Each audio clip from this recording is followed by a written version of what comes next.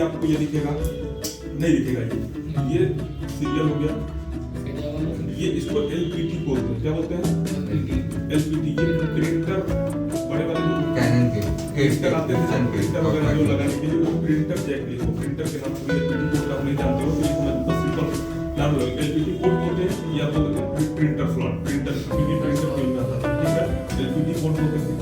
ये आपका हो गया जो सबको पता है। लेकिन अब ये भी धीरे धीरे हटा है, कुछ में दोनों रख रहा है क्योंकि इसकी जगह बीजीए की जगह अभी एचडीएमआई कर दी। क्या कर दिया? एचडीएमआई होगा डीबीआई आता है। ये क्यों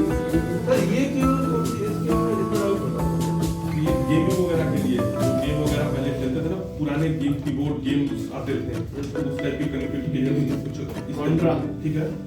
ये आपका बीजी हो गया, एलपीटी हो गया, ये हो गया आपका यूएसबी पोर्ट। क्या हो गया? USB port. ये आपका दोनों क्या हो गया? यूएसबी पोर्ट हो गया। ये हो गया इथरनेट, इसको बोलते हैं। क्या बोलते हैं?